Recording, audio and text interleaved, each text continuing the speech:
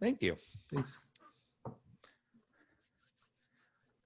Got people coming in. The webinar is live. Hello, everybody. Happy Friday to you. Oh, wait, it's just Wednesday. Was that like the worst tease ever? Yeah, a little bit. Yeah. Hey, everybody. We're getting people into the room here. Thank you all for participating today. We're going to be covering a lot of information. Give everybody a minute or two here to get online. Then we're going to dive into this data. I don't want to stay on the screen too long, or we may get phone calls of people having seizures or something. So it's a lot. This slide is definitely a lot. Good afternoon, everybody. Why don't you take a second, jump into the chat. Tell us in the chat who you are. Not by your name, but tell us, how long you've been selling on Amazon, where you're from, something about you. Give us a little bit of information so we can kind of see what all is going on here. Love to kind of hear who's online, who's following us and such. And we'll jump into this here in 1 minute. Let us know where you're at. We love kind of knowing where everybody's from. For those of you that don't know me, my name is Jeff Cohen. I'm going to be their host today, and we're going to jump into Know Your Numbers, how to not drown in advertising data. I brought on today my co-host, Bret Darby. Bret, why don't you say hi to everybody? Hello, everyone. Hope everybody's doing well today. Excited to dive into this with you, Jeff. Thank you for having me. Yeah, and Bret runs our managed services team. So Bret's team manages millions of dollars of Amazon advertising spend and manages millions of dollars of sales driven from advertising. He gets involved in everything from sponsored ads to sponsored brands to video to DSP to Facebook to Etsy to Walmart. He's kind of got a breadth of knowledge across all different advertising. Today, we're going to specifically focus in on Amazon advertising and data. And what I love about Bret, this is what I love about you, Bret, and I've actually used and abused you for this reason, is that Bret is a data Excel junkie. And so when I need to do really complex things with data, I go to Bret, and Bret's kind of my answer. And I'm going to actually show you guys something at the end that Bret built. We're going to give you it for free. That Bret built that helps you analyze all of your data inside Amazon a little better. For those that don't know me, my name is Jeff Cohen. I've been with Seller Labs for, I don't know now, 7 years, 6 years, 6 years. I've been in e-commerce since 2005. And I'm happy to continue to share information with you and give you guys a better understanding of all of the Seller Labs tools and how you can take better advantage of them in the data that we're able to provide. Now, we're going to start with a poll question. And I like to start with this poll question because we need to get a sense of kind of where you're at with your advertising skills. So let us know kind of how would you rate your ad skills? And be honest, right? Because this is totally blind. We're not going to post up there that you said that you're just getting started or that you said that you know what you're doing. But it gives us a good sense of kind of what we need to do to help you. A couple of you, I'm completely lost, please help. We hear that a lot. It's actually why we started our managed services group, because people were saying, hey, this is great, but can somebody just do this for me? A lot of you are saying, I think I know, but I'm not sure how to scale. That's also a very common problem and challenge that we have. So thank you all for sharing. We're going to go ahead and end the poll and jump back into our data. Now, as we go through today, we have a couple of places that you can share information. So one is our chat. We don't follow, the chat is kind of your ability to say, hey, can you explain that more? Or, yeah, I do that, or something like that, and give us a little bit of like feedback. Like if we were in a room, we can hear you guys ooh and ah. But we have Q&A, and Q&A also is your place to ask us questions. And at the end, we will stick around and answer as many questions as we can.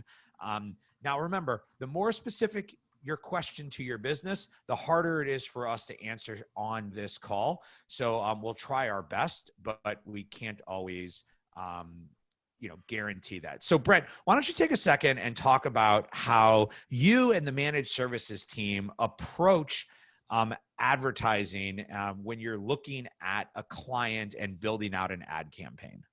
Yeah, of course, Jeff. Thanks. So the first step is really taking a step back, actually stepping away from the problem to understand what are some of the bigger business goals? What are you really trying to achieve with advertising? At everything from the business unit all the way down to the individual product level. There's different goals, different products are in different levels of maturity. And so our goal is to really understand that holistically with you and find a path forward that is going to give you guys the results that you're looking for. Sometimes that's leaning out your ad spend and really trying to get more efficiencies with what you're doing. Other times that's being more aggressive and really trying to dominate a category. And for each of those different strategies, there's going to be a different structure that works best, different ad units that are most advantageous, and different types of bidding strategies and really promotional strategies that complement that best. And so step one is stepping back, and then we step back into that data and really try and digest it all.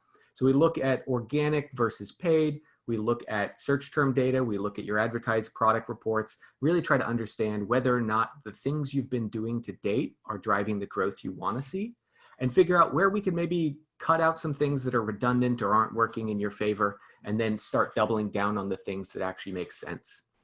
So number one is really trying to figure out what are those goals. They can be product specific, again, individual products, or they could be a family of products. Let's say you've got a new jean jacket you're trying to sell, and you need, different sizes, different colors, different variations of it. You might not need to apply the same strategies to all of those products to achieve what you're really trying to achieve. Yeah, and I think that what is most difficult for anybody when we're talking about Amazon advertising is that they come to us with a catalog, right? Everything you sell on Amazon is your catalog. And they typically say, can you improve my advertising? Or they log into Ignite and they want Ignite to improve their advertising. But the one thing they miss is the product level strategy. And so if you actually looked at what's written here and you think of it as like a triangle, right? You've got your catalog on the bottom. It's going to be your widest breadth. Then your family is a breakup of your products. And then the individual product sits on top. And whether you're talking about advertising or you're talking about communication or you're talking about notifications or you're talking about profitability, you have to have a strategy that comes in at each of these levels, because each of these levels will be managed slightly differently based on what Bret talked about, where the product is currently in its life cycle or what you're trying to accomplish with the product. And that's where I led off during the Q&A and saying very specific questions about your product typically come back to us asking you questions before we give you an answer, or it starts with, it depends. And so it's really important that you understand what you're trying to do before you start to build an approach to try to do it. Because everything that each different thing you try to do will require you to pull levers in slightly different ways. Exactly. Okay, so before we can actually start pulling levers, we have to understand the numbers.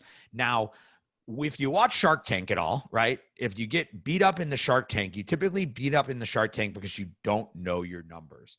And Amazon advertising has some very specific numbers associated to it that are different than other avenues of your Amazon business. And Amazon wants you to see some of these numbers as a priority, and they hide other numbers. So we're just going to go through these numbers and show you how in relationship they work to each other, and then where you can find them, and then what triggers you can pull from them to help make your business better. So Bret, why don't you explain these three numbers and we'll start working our way through. Yeah, so we'll start over here with ACoS or ACoS, advertising cost of sales. Simple definition is it's total ad spend divided by the attributed sales for that advertising. So all the advertising you were doing, all the clicks that incurred, all that cost and all that spend divided by all the results or all the sales that you got from that. And now this is an advertising specific metric. It doesn't take into consideration everything outside of advertising. So it's ad centric, like it says up there at the top. It only accounts for advertising sales. There's a few other things I'll call out here in a second that matter, but it doesn't really convey the true impact of advertising. It's a decent metric at times, and it can help you with the day-to-day optimization of a campaign, but it's not a great barometer for telling you if you're really driving the growth you want to see. Additionally, it'll include sales for other products. So let's say you've got a red shirt and a blue shirt, you advertise the red shirt for a while, and it starts getting sales for the blue shirt.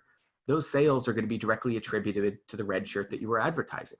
So it can be a little bit misleading at time if you just look into Seller Central and take that metric at face value and say, okay, I've got 20% ACoS, that's great. Well, you might not actually be driving the sales for the product you're advertising, or even achieving the goals you want to be achieving through advertising that product. Yeah, and I think that, we may have been part of the problem because when Amazon advertising first came out and really kind of gained its popularity back in like 2015, 2016, this was the simplest metric to understand and to determine whether your ads were working correctly. And so today, wherever you go, any advertising guru, self-proclaimed or true guru, will tell you about ACoS and why ACoS is so important. But it's important to understand ACoS in relationship to some other numbers that exist within your advertising. Now, if you're using Seller Labs Pro, you have the advertising tool formerly called Ignite. And within that tool, we allow you to set a target ACoS. By setting this target ACoS, we can start to make recommendations, and we'll show you some of those, about your product. So when you go to your advertising center on the left-hand side of your Seller Labs Pro tool, you'll see your advertising center. If you haven't set your ACoS, you're going to get this big pop-up that shows up and says, hey, time to set your ACoS. If you've already set your ACoS, it's in there. But for our tool to work correctly, you have to have this ACoS set, because we use this to kind of utilize machine learning and AI intelligence to be able to start driving the type of recommendations and suggestions to make your campaign more effective. Now, once we take that ACoS, what we're able to do is we're able to start telling you whether you need to increase your bid, decrease your bid, add negative keywords, move something from broad to phrase or phrase to exact. We're adding in new suggestions around specific goals you might be targeting or around targeting types that you may be using. And so as Amazon advertising is becoming more and more sophisticated, it's requiring you to pull different levers within advertising. And our goal of suggestions is kind of to work as a little PPC consultant for you when you're not ready to go hire your own consultant to run advertising. And so what we do is we take this and we use an algorithmic formula to say how much have you spent on the keyword and what search terms are related to it. And based off of that, how is it performing? What's its conversion rate?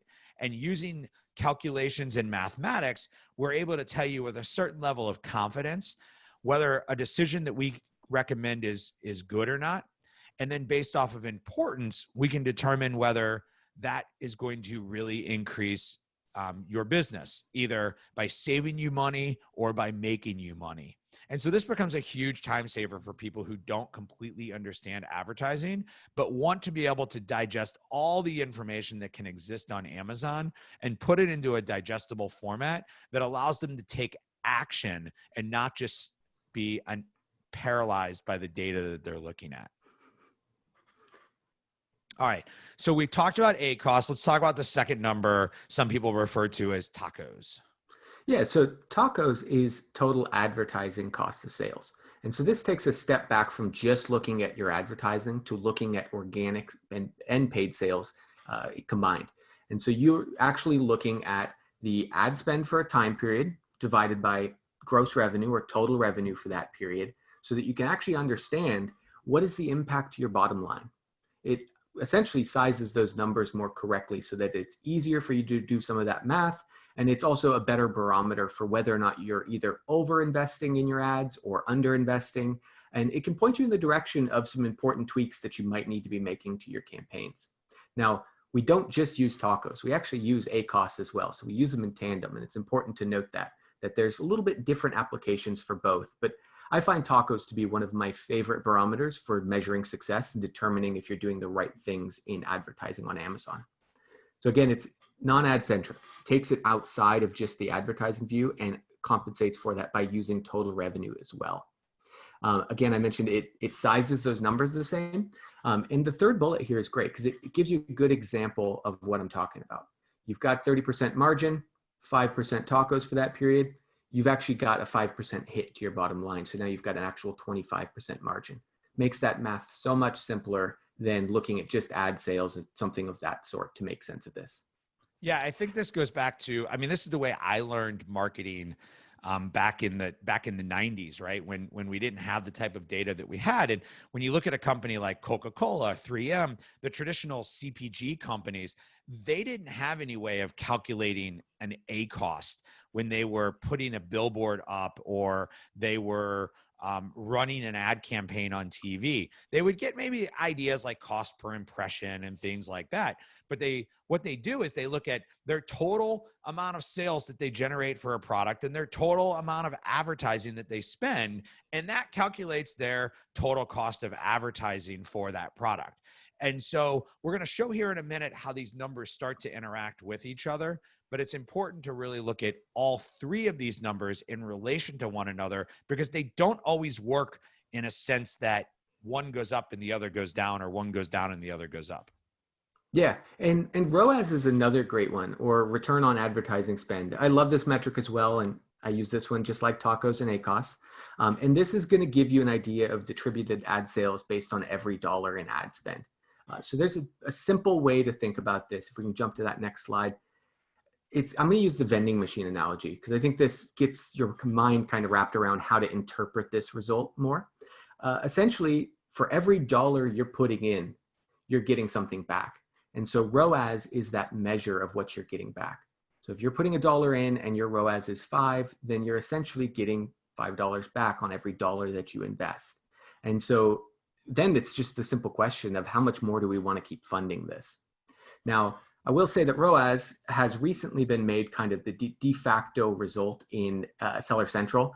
It was recently added, and now it's kind of the default view for a lot of accounts. So if you're starting to see this now and kind of wondering how it operates, definitely spend a little bit of time kind of trying to interpret it based on your account and understand where your ideal range is.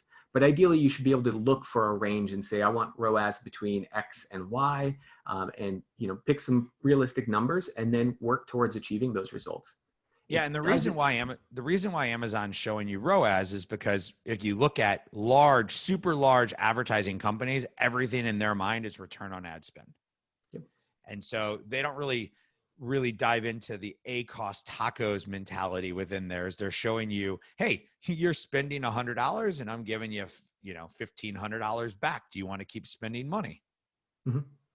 And we'll show here in a minute an interesting graphic that kind of shows the interplay between these metrics, but reading just one can sometimes be misleading. So we've got a great A/B here between ACoS and tacos and what they're best used for. And essentially with advertising cost of sale, or ACoS, we use this regularly to determine what day-to-day changes to be making to a specific campaign, keyword, or target. So we might see that the ACoS is a little higher than we'd like, and we might make some adjustments to it depending upon the goal for that brand. We see that it's quite low and we're getting great efficiency, but we want to see higher revenue overall. Well, then we might adjust that up so that we're being more aggressive against that target. But the whole time we're always going back and checking tacos as well to kind of get a pulse check on the whole and see, are we investing a lot more than we did last week, last month, or last year in advertising? Is that directly playing out with increased top line revenue or not? And so tacos is really the great or best way to kind of measure that successfully. And ROAS kind of fits in between there, but it is, again, ad specific or ad centric. So it's not going to compensate for those sales outside of advertising like tacos does. Yeah, it's almost like the great equalizer, right? Like it's there. And ultimately, I think your line at the end is really what people have to remember is you ultimately need both because they come into relation with each other. And I think this is data from an actual client that we normalized, right? So that you don't see the client's actual information. And what happens is that if a client comes to us and tells us, I want to lower my ACoS, but they don't necessarily think about how that will impact their tacos. or what it does to their total sales, you have inverse effects that begin to occur. And this is something that's very common that we see, and that you want to be careful of, because we call it unintended consequences, where you're saying, hey, I want to lower my ACoS, I want to improve my return on ad spend, but in doing so, you actually lower your total sales, which can start to lead to a spiraling effect that can really hurt you inside Amazon. Yeah, and I think it takes a second to kind of really interpret this, but essentially we've kept spend consistent. This is one small segment of a client's account, a couple products that we were doing some A/B testing with them on, and they wanted to reduce ACoS. That was the key outcome.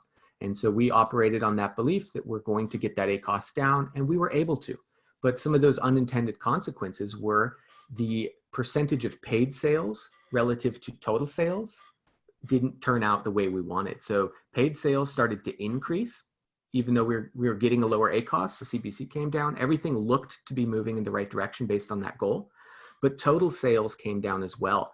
And so the impact to their bottom line, or the impact to their actual profitability, was higher in those months where sales started going downhill. We were essentially just spending money to earn sales they would have gotten organically anyway. Took our foot off the throttle, essentially. And what's interesting about this is that while the ACoS went down, which is what the client was looking for, their total profitability got worse. So their sales got worse and their total profitability got worse. So when you look at Amazon, the thing you have to understand within Amazon is that Amazon looks at a sale as a sale as a sale. And they don't care if the sale is organic or if the sale is driven by advertising spend.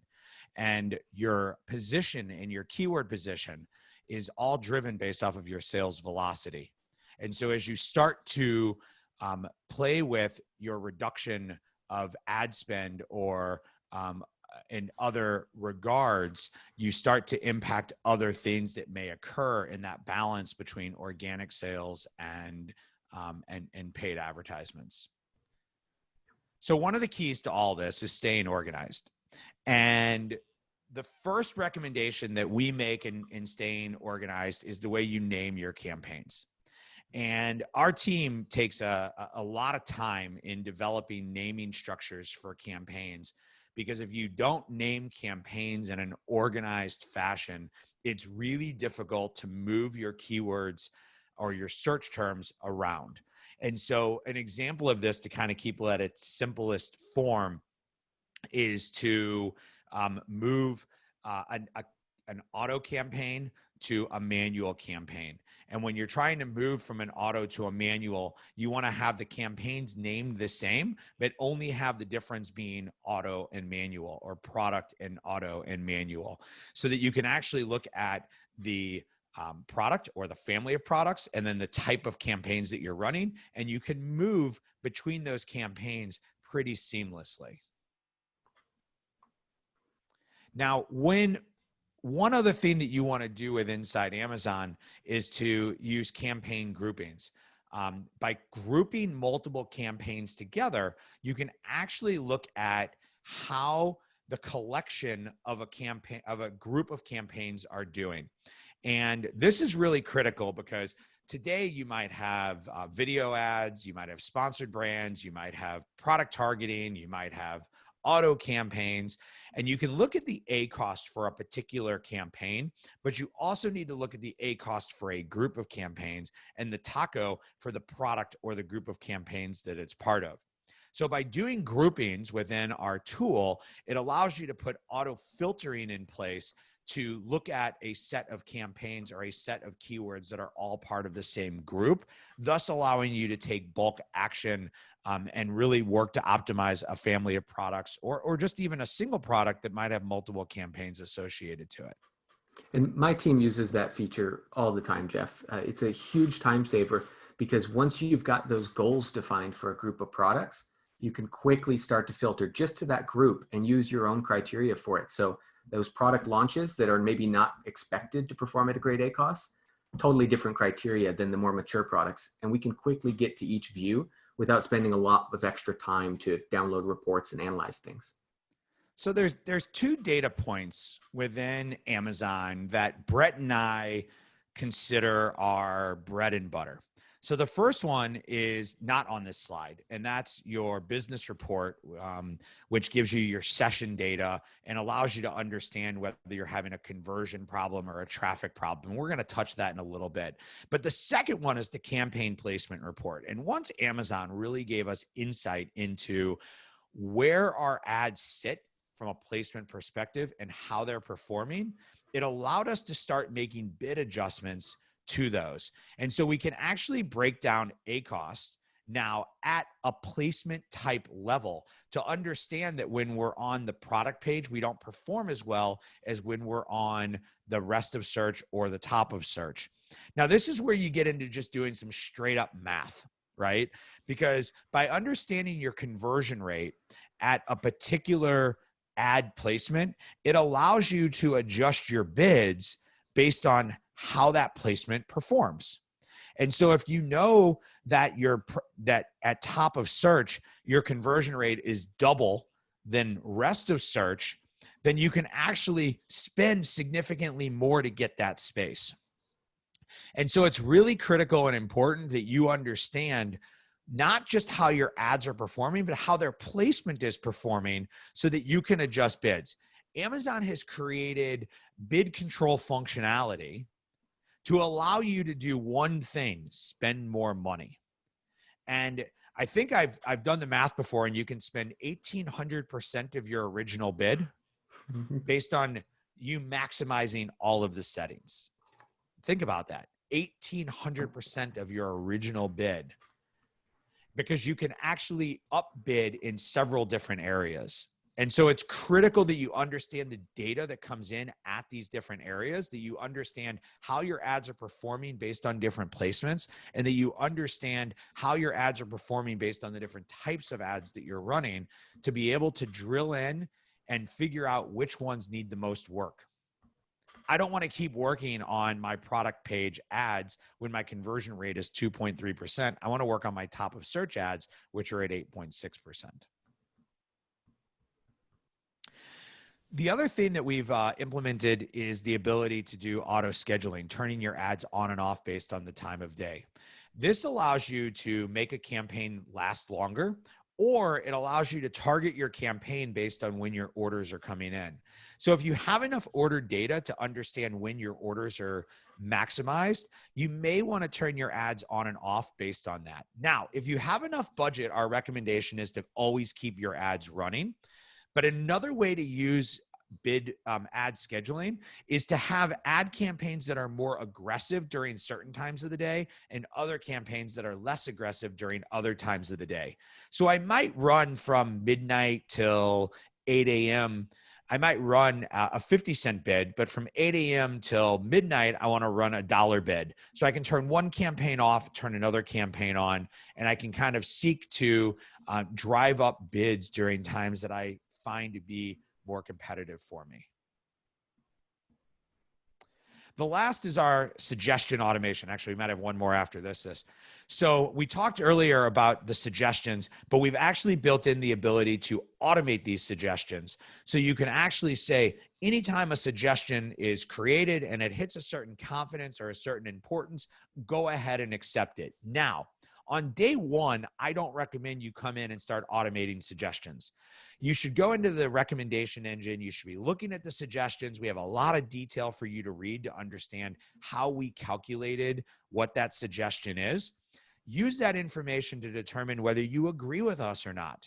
Use that information to determine the confidence and importance that you want. Then once you've got that figured out and you've built up the confidence in the recommendations that we're making, then you can seek to automate. Finally, we have the ability to add keywords by ASIN. So we took the technology from Scope as we brought all of our tools back together, and we also included the technology provided by Amazon for keyword suggestions.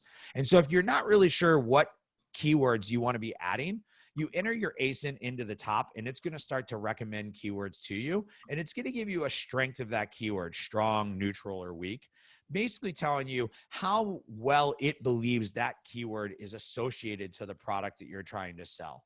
And so this is your ability to really come in here and be looking for new products or new keywords to be advertising. Okay, so we've talked a lot about this data. We've showed you kind of where it sits in the tool of Ignite, or where you can pull it from in Amazon. But let's kind of walk them through a case study you and I did with a electronic phone accessory company, and kind of talk through a little bit about what we were able to find by looking at all these troves of data, and then we'll show some of the actions we were able to take. Yeah, so we were fortunate enough to be given this opportunity to really just dive into the account with no real specific action other than the guy didn't feel like his account was being run correctly. He needed some help just kind of combing through it and making sure that where he'd been putting his dollars was actually making sense for his business. We were able to find a number of areas where he was ineffectively spending, underspending, or overspending, depending upon the individual products. And so we broke it out to individual product views, again, using some of those favorite reports, Jeff, using the business report data, using the advertised product and campaign data, and really trying to just summarize it line by line at the product level so we could start to understand what he's spending on every individual product. Found some ways to spend. Yep. Yeah, I was gonna say, let's dive in and kind of show what some of that looked like. Yep, so this right here is the marriage of those two reports. You've got your business report by child item or by sales and traffic by SKU. And then you've got advertising data over here with the blue header on the right side. Essentially, just a series of lookups combining all this data so we can start to interpret it. And then we've got tacos, we've got the paid percentage of sales and paid traffic. So we can start to understand how much of our traffic for that ASIN or that group of products is coming from advertisements and how much of it is organic. And then is it even necessary to keep funding it as aggressively as we have been if there's sufficient traffic to begin with? And this first group we're looking at are underfunded. They're all products where he's got really great tacos, the numbers look very good, and there's room to continue driving top line revenue growth for these products. So we went and looked in the market, we went and did some research to see where he was showing up. We were able to find these as the opportunities that he should go after first. And it's kind of truncated here, but there was a series of other products below that that really needed a little bit more push behind them to get the results this client was looking for. Yeah, and when we did this, the report was called ACoP, which is the same as taco. And so you can see that the taco on these, the ACoP next to the ACoS is really, really low. I mean, really, really low. And again, if you were looking just specifically at ACoS, you'd probably ignore some of these because their ACoS is actually high and you might actually try to drive them down. But because the total cost of advertising is so low, you actually have room to try to drive more sales for these. Yeah, that second line item is an obvious one. I mean, the ACoS is 76%. I think everybody flinches a little bit when they see that big of a number. But in reality, it's very little spend relative to total sales. And that can be as simple as a blip in the radar from looking at the wrong time period where there was out of stock, buy box issues, anything like that can really throw you off. So it really pays to pay attention to the products, kind of the history of the story behind each family of products. And then what are you even trying to achieve to begin with through advertising? Yep, exactly. So the next is, okay, so we've talked about what we're not bidding enough on. Let's also take a look at what are just missed opportunities where we should be advertising and we're not. Yeah, we were able to find a whole swath of products that hadn't been advertised or had been advertised at one point in the past and didn't achieve the results they were looking for through ACoS. So they just stopped advertising. And so we were able to go back and look at these and see that they all had strong conversion rates. They all seemed like good PPC targets. There's a series of keywords we could pull out through scope to identify good targets for their products.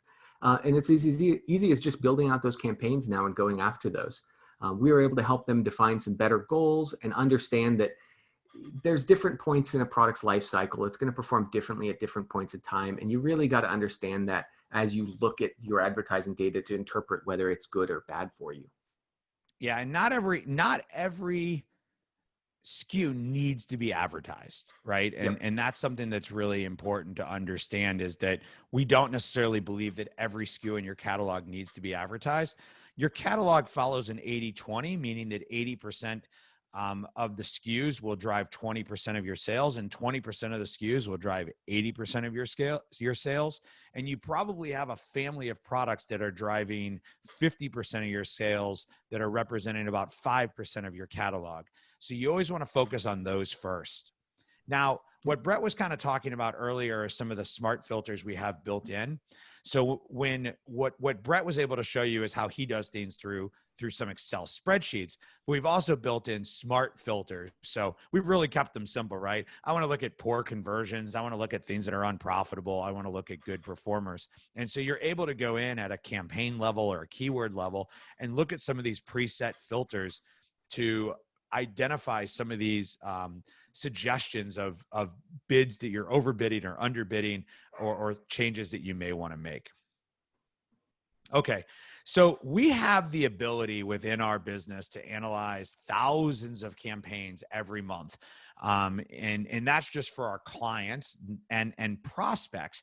And one of the things that we built into our system was a more complex spreadsheet to be able to analyze data. So I wanted Bret to kind of share this with everybody and kind of talk a little bit about how we analyze data. Now, the beauty of this is that we will be happy to produce this document for any of you. And we're going to give you the instructions here in a minute on how to actually get your own version of this. No obligation. We'll take all of your data, we'll put it into this Google Data Studio, and we'll share it with you. But Bret, talk a little bit about this campaign assessment tool and kind of what all it's going to provide and how it's going to help them in identifying some issues or concerns or successes of what's happening in their advertising. Yeah. And Jeff, I've been advertising on Amazon in one fashion or another, whether on my own or on behalf of brands, since 2012.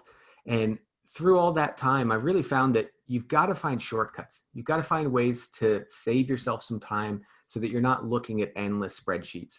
And I know that we're all visual learners. I mean, that's just an inherent fact about humans. So I decided to build a report that could help us visualize some of these data points and get different lenses to look at your advertising through, to better understand what's working and not. And this tool has been amazing because it's opened up the door to so many great conversations with brands who thought they were doing superbly, found out that they really aren't, and maybe they're not achieving the goals they thought they were. So I'd really encourage anyone who wants one to go ahead and follow the instructions Caroline sends and submit one. But I'll quickly walk you through some of these first pages. It's about a 20-page report in its entirety, and it gives you a variety of views that you can go through and look at. So we've got a high-level summary up there in the top left corner. That's just a breakdown of ad spend, daily budget, things like that, so we can start to determine budget utilization, things that maybe aren't going right for you or are going perfectly. Then beside that, you see those big green bubbles. That is actually a visualization of spend against sales with the bubble size representative of the population that you're targeting, or the size of the audience, essentially. And this has been a really cool way for us to start to understand where maybe you're just investing blindly because you're hitting your ACoS goal, and where maybe you're funding a little bit too aggressively on a term that needs some refinement. Maybe it needs to go from broad to exact or phrase. Maybe it just needs some bid adjustments. But this opens up the door to that conversation to begin to understand where your money is going and what results it's producing for you. Right below that, you've got a view of just a sponsored products view by campaign. We've got another one by SKU, by keyword. We've got a couple other visualizations that help you understand the amount of traffic and where it's all coming from, and even placement reporting, as well as a wasted spend analysis. So it kind of shows you where some money's being wasted across all of the different platforms you might be running on. Now, what I think's cool about these is that they're very visual, and I'm a very visual person. And so they're very visual. And so each column, the color represents good or bad, and then the degree of good or bad changes the shading of the color. And so it gives you this really simple way of going like, oh, not is that ACoS is bad, that ACoS is really bad. And it allows you to figure out where to focus your time and energy. And not be kind of lost in drowning in the data.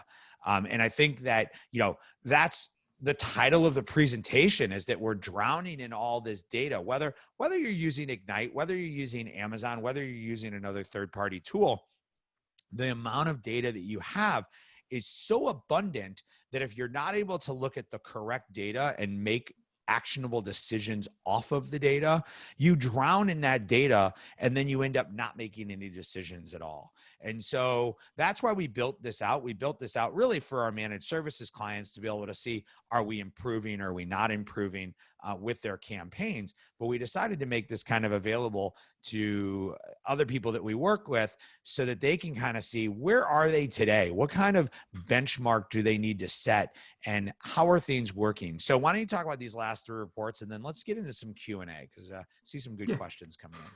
Yeah, so that first one up in the top left corner, we got keywords and targeting. Great breakdown. And this is actually an older screenshot. The report's been revised several times by my team since then. So there's some additional views now, additional filters, and the ability to really drill down into how is your branded working against non-branded, and how are some of your ASIN targets working relative to the top of funnel keyword targets you're approaching. Really powerful ways to start to interpret and analyze that data and transform it into a view that you can quickly digest and then start taking action on. We've additionally got the CPC and bid details over in the right-hand corner there. Great way to see how much you're paying relative to what you're bidding and start to understand, is that a very competitive term? Is that something where we're always going to pay pennies on the dollar, or is that something in between? Really cool way to start to look at how you perform for different keywords. And then finally, we got a sponsored brand headline analysis there. So it starts to show us keywords you're bidding against versus the headline that you're running and how well they each perform together. Yeah, so each analysis of, each avenue of advertising on Amazon leads to another layer of complexity and data that you need to build into your overall system. So this campaign analyzer, when it started, was just sponsored ads. And then we added sponsored brands, and then we added keyword targeting, and we added placements. And as Amazon keeps adding more and more layers to their advertising, we keep adding more and more layers to this report, giving this report more flexibility in its ability to grab all this data from Amazon and analyze it. Now, if you're interested in one of these, I like to say, go ahead in the chat window and say the word CAT, right? We call this our CAT report, the campaign assessment tool. And it's always fun to just see people begging for cats inside our chat, right? So if you're really interested in this, go ahead and type in the word CAT. And we have a begging cat. Thank you. And what we've done is we've built a really simple way for you to grab the data that we need. So we need to get a certain amount of data from you that will give us the ability to analyze this. Now, I want to add a disclaimer. If you're just getting started and your ad spend is low, I don't know, I'll say low is what, less than $1,000, $2,000 a month? Sure, yeah. The value of this report won't be as great as it is if you're spending $5,000, $10,000 a month. And that's just natural because we don't have enough data to analyze for you. So you may want to, hold off and ask for this CAT report, a couple months down the road after you get going. But the CAT report, if you have enough data, is going to give you a lot to jump into. So I'm gonna go back up and share this again. I just need to change some things on my desktop so I can look at your Q&As. And I'll put that share back up so you guys can see that. But this allows me to actually see the Q&As so we can actually answer them. All right, Bret, you ready for some Q&As? Sure. Yeah, let's go for it. All right. So if you have questions, don't put them in the chat now. Please put them in the Q&A. It's a lot easier. Allows us to track them and to ensure we get them answered. Joy wants to know, has Amazon recently changed its advertising rules? I've noticed that some keywords which converted very well in history now show no current data. Do you see the same thing or have any clue what's happening? You want to share what you know, or do you want me to go? Go ahead. Yeah, so there have been changes. Now, how directly do they impact the actual play out of metrics in the UI and things like that? It's anybody's guess. I don't think anyone actually knows for sure. There have been a number of updates over the past few months, though, to the platform, some of the back-end architecture, things like that. But one of the biggest things is just 2020 in general being this year and the number of unprecedented things that have happened this year. It has driven some advertisers to pull out of advertising when there's uncertainty around inventory.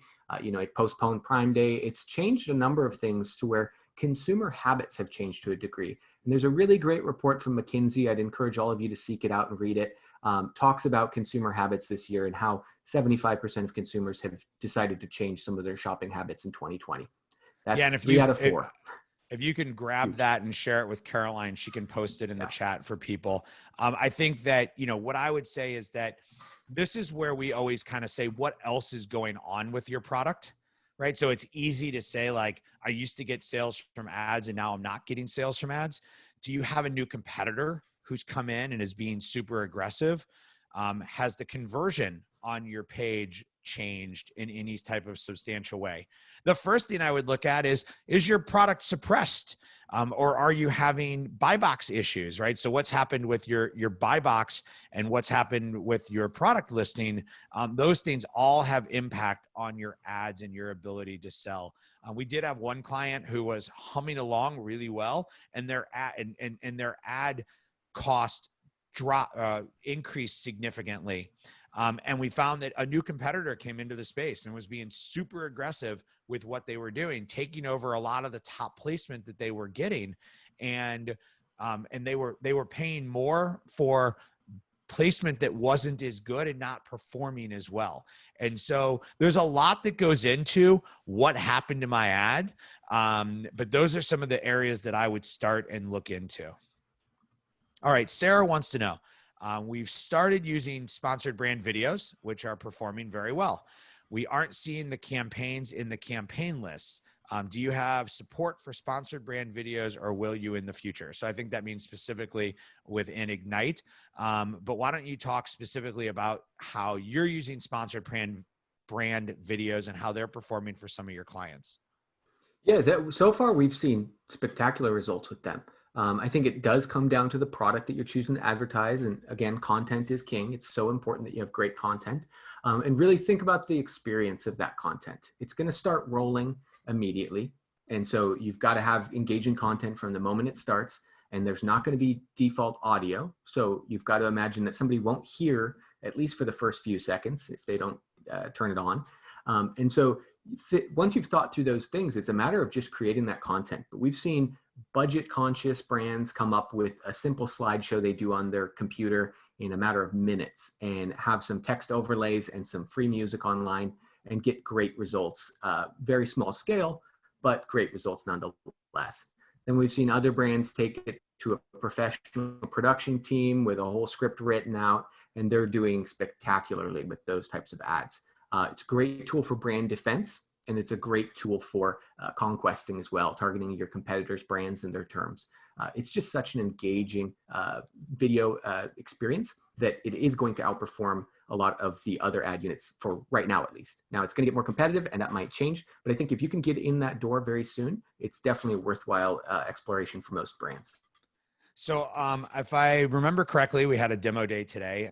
There is some sponsored brand video data rolling out into Ignite, and more data is coming. So you will start to see more and more of that within the system. And I'll speak a little bit to what Bret said at the end, which is the importance of video in general in your Amazon strategy. It's a necessity. We've talked about it for the last year and a half as a get on the front side of this. Now it's a necessity. Video is available to everyone, whether you're a brand owner or not. It no longer has the gatedness of brand registry. You need to have a video within your product detail page. You need to have a video under your related videos. Think about unboxing, how to use customer testimonials. If you don't have that space, your competitors will have that space. So, and if you do have that space, you can take that space on your competitors. So videos in general are very, very important. And then start testing video ads. And Bret, I love what you said. Like somebody said to me, like, I need to go buy a $1,200 camera to DSL to do videos. And I'm like, I already have a $1,200 camera, right? Like that's what this is. This is my $1,200 camera that can shoot any video. And you don't have to be a professional photographer to shoot some of these videos to get started. You just have to do something to get started. Yep. We had a client do it in a half hour. She surprised me. I didn't think she could do it, but she came back to me with a produced video in a half hour and was like, start the ads. All right. Joy came back with one more question. She said, do you think it's a good or bad budget allocation strategy? Her daily budget is $50 for a product. She increases the budget to $10 at noon. When the budget runs out, she increases it to $15 and then $20 in $5 increments, but I limit the budget to $30 before 7 o'clock. The remaining $20 is applied from 7 o'clock to midnight or till the $50 is gone, whichever comes first. Lastly, I reset the budget to $1, typically after midnight. Thank you for your comments. Oh, you're welcome. Okay. First off, I'm going to say that seems like a lot of work. Yeah. Wow. So let's just talk about this in general, Bret. Like, you're limited in the amount of budget you're going to spend on an ad campaign. Just talk about it in general and how budget limitations can help you or hurt you, and whether you think this strategy makes sense. Yeah, I got to start out with a hard no. It doesn't make sense. I think, unfortunately, Joy, you're going to need to start using ad scheduling or a tool like that to get this done, because what you've got going now is just too complex and too much to think about. And you're constantly varying the inputs that go into Amazon's algorithm for determining ad performance and placements and things. So yeah, and you're probably hurting your. I was thinking the exact same thing. You're probably hurting yourself more than you're helping yourself, because it's like you're driving a car and you're putting $1 worth of gas in, and then right before you run out, you're putting, another $1 worth of gas in, and instead of just filling up the tank and driving it till it runs out, you're starting and stopping and starting and stopping, and you're going to the gas station 5 times a day. Yeah, and I think there's a couple easy solutions using Ignite and ad scheduling. Create multiple campaigns, give them varying budgets, and run them either at consecutive times, overlapping times. If you're really trying to reserve budget for a set period of time during the day, let's say you want $30 during the day and you want $20 on the odd hours on either end of that. Well, set up a campaign that can hit both sides of that for the $20 and set up a campaign that can hit everything in between. Give them a little bit of overlap to make sure that your ads don't stop running. And I think you're achieving essentially the same thing with far less work and probably getting better results. I would probably offer a slightly different suggestion. And this is the beauty of Amazon advertising. I would probably run it at $50 a day for 7 to 14 days and try to figure out what happens when you just run it straight up versus trying to break it up like that. Yeah. Because what you might find is that the investment is to put more into advertising because it's working. Yep. So my question would be, why are you limiting it to $50? Is that because it's not working, or because it is working? And then if I do have a very limited budget, I also want to make sure my campaigns are limited, because what happens is that people limit their budget. But let's say you've got a $2 per click cost. You can only buy 25 clicks in a day. So how many campaigns and keywords are you spreading that out across? And so think about budget, not just in the amount of money you want to spend, but in what you're trying to make that budget do, and make sure that you're being reasonable within that. And I think that's something very important to think about. All right. I was talking to Albert about this in chat during the presentation and said, let's bring this up in the Q&A. So thanks for adding it. We've got about 4 more questions and then we'll wrap up here. Albert said he sells kids face mask, and Ignite is telling him to negate the word kids face mask, right? So it's telling him to negate, I'm guessing, the singular version of his word, or maybe it was just a typo, but it's his main, what he believes is his main keyword. Ignite is asking him to negate. What I was saying to him, and Bret add to this, was that Ignite is using an algorithm to tell you that it's not profitable for you to be bidding for that particular keyword. If that keyword is a keyword that is truly relevant to your product, you need to figure out why people are looking at kids' face masks, coming to your site and not buying. Is there something about your ads? I'm sorry, something about your images? Are you showing adults instead of kids? Are you not getting your value prop across? Like, why are people looking at kids' face masks and not buying your product if that is what you believe is your main keyword? What else would you, I'll say I wouldn't negate the keyword, because if you truly believe it's your right keyword, I wouldn't negate it. I would look for what else is going on. Brett, do you have anything else you would add to that? Yeah, structure matters tremendously. You might have that same keyword showing up in multiple campaigns, and Ignite is calling out one of them and saying, for your bright pink size triple XL face mask for kids, doesn't convert well, so negate it. And that's why it's so important to have an understanding of the contexts and what terms you're targeting, what campaigns, and really building out your structure in a way that's going to work for an extended period of time. And so finding out where that overlap is and where maybe you have some redundancies and you have the same keyword in 10 campaigns, that's going to start to point you in the right direction of the actions that are going to actually change the game for you. Yeah. And what I would do is I would go to the keyword tab within the main keyword tab within the advertising center. And I would do a search for the keyword kid or kids face mask and see how many times you're using it and how many different campaigns. It's a great suggestion, not something I didn't think about. Let's see. Steve wanted to know, does making bid changes suggested by Amazon conflict? Okay, so if Amazon is suggesting a bid change and Ignite is suggesting a bid change, what happens? I believe is the question that Steve is asking.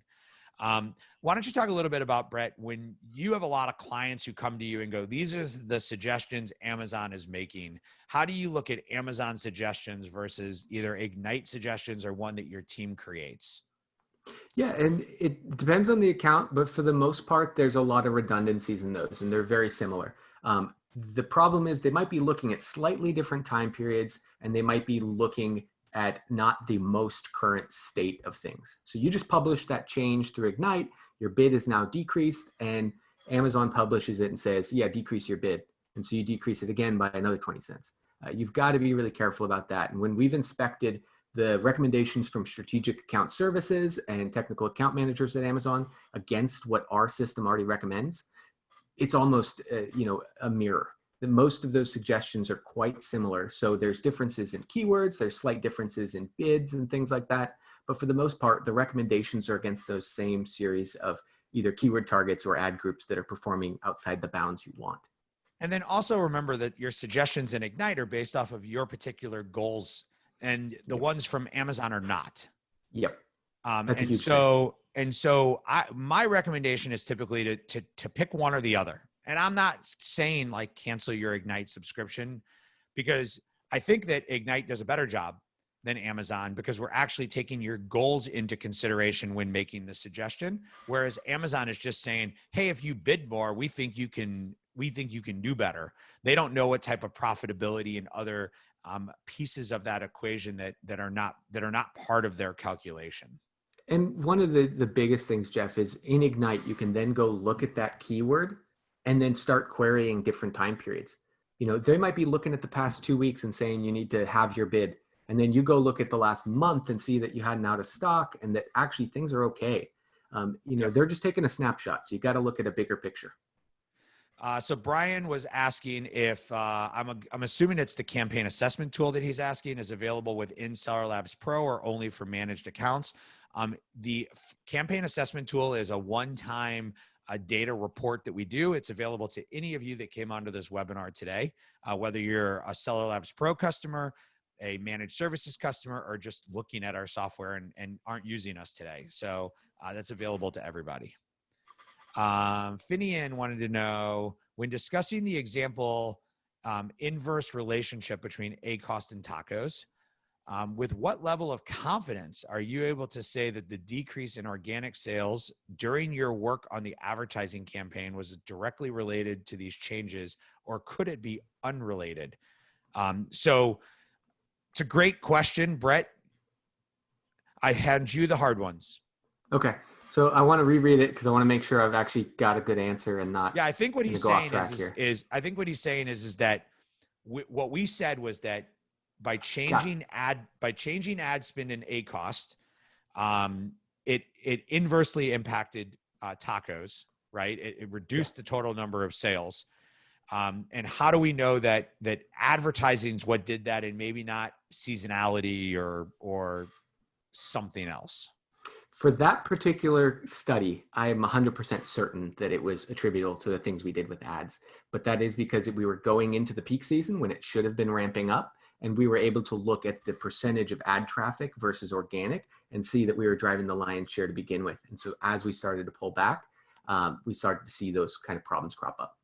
Yeah, but I would say that you bring up some really good points in that there are a lot of factors that go into it. And so you need to look at your conversion rate for advertising versus your conversion rate for organic. You need to look at seasonality of your product. I mean, there's a lot that goes into it as opposed to just saying one impacts the other.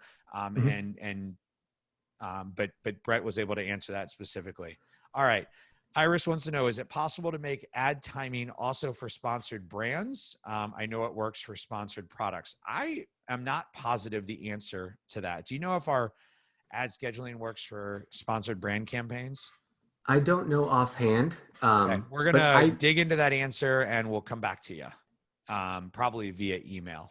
I also use those a little bit differently. I think that kind of brings me back to another point you were talking about with placements, Jeff, in that you got to go take an elementary course in statistics to really start to understand it, because there is going to be a finite number of searches. Or what I mean by that is very few searches that are going to display top of search page 1. And so there's always going to be a larger population or a larger audience outside of that for product page placements and everything else, rest of search. And so when you think about it, there is a point of diminishing returns where you're owning every single search for that keyword, and pushing more on top of search doesn't actually benefit you. So you really have to dive in a little bit deeper to start to understand that. But I think that it's an important thing is with sponsored brands, it's much more difficult to measure that search volume and really go after it in a statistical way. Instead, it's kind of setting it up as maybe a flight or a period of time to say, we want to try to own top of search for these 2, 3, 4 weeks leading up to a big deal we're doing. We got 3 questions left, so we'll go a little bit over just so we can kind of cover these. Is there a difference between archiving totally wrong keywords, so a word that just doesn't have anything to do with your product, versus creating a negative keyword? So if you're archiving the keyword, then it means you put it in as a manual. So I would negate that keyword in the auto side to get rid of it if it's totally incorrect. But if you've already put it in as a manual keyword, archiving is going to be your best bet. It's basically just either way excluding it from the auction. Gotcha. Hopefully that helps. Steve, if you have any more questions, let us know. Yeah. Let's see. If you sign up for your Scope software, Seller Labs Pro, will it retrieve the PPC data from years ago or only from the first day? Okay, so when you sign up for Seller Labs Pro, we can pull up to, I think, 60 or 90 days worth of back history of data. And then we begin to collect it from that point forward. All the data that's available within Amazon, we're able to have, and we're just not able to go back and pull older data because Amazon via their APIs only gives us access to so much. And then, I think you asked about smaller sellers. Our pricing starts at $49. You'll probably get a coupon for being on this webinar. If I know Caroline correctly, and we scale as your business scales. So it is designed for sellers who are just getting started. Sheni asked this question. I thought about it when it came up earlier. I'm glad we got to it. She read somewhere that sometimes it's good to keep ROAS low. Can you think of an instance where that would make sense, that you purposely want to keep your ROAS low? I couldn't think of one.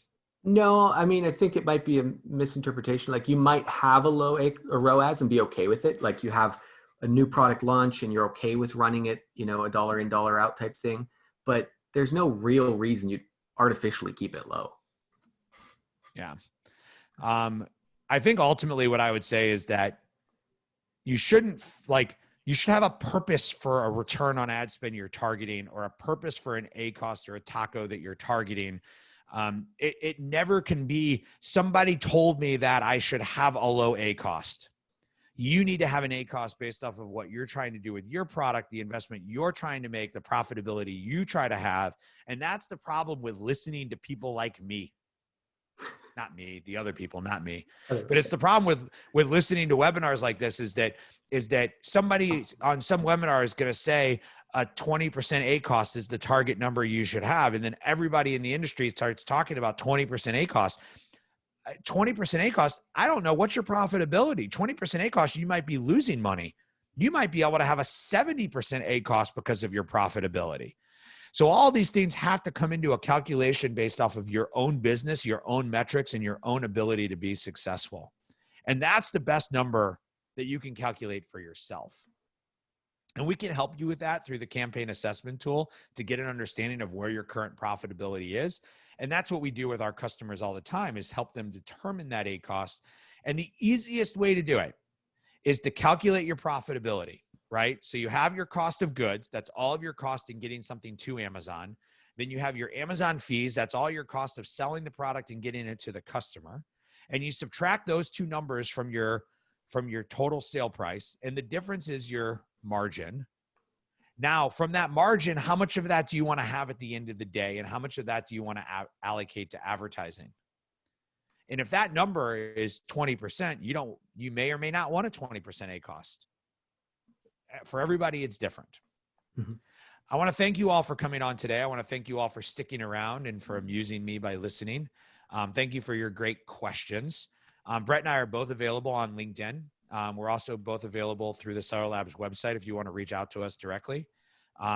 Before you leave, I'd like to ask you a favor. In your chat bar, if you could please help me by rating this webinar on a scale of 1 to 5, that gives me a really good sense of how we did.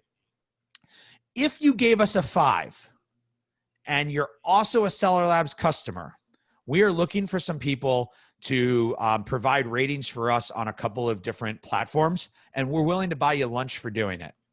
So on Amazon, you are not able to offer a reward for giving a review or ask for only positive reviews. But in the rest of the world, you are. So I am asking for people who have had a positive experience with Amazon, with Seller Labs, and would like to leave a review. You can do so on the Facebook review link that Caroline just posted. After you do so, Caroline will reach out to you and we'll send you a coupon. We'll buy you lunch, Grubhub, DoorDash, something like that, something that delivers food. We'd love for you to give us your feedback. If you do not have a 5-star review for Seller Labs, we'd love to hear why. Not through Facebook, because that's not the best place to tell us, but to reach out to us directly and let us know. So thank you all for your time. Thank you all for coming today. And we look forward to having you on future webinars. Thanks, Jeff.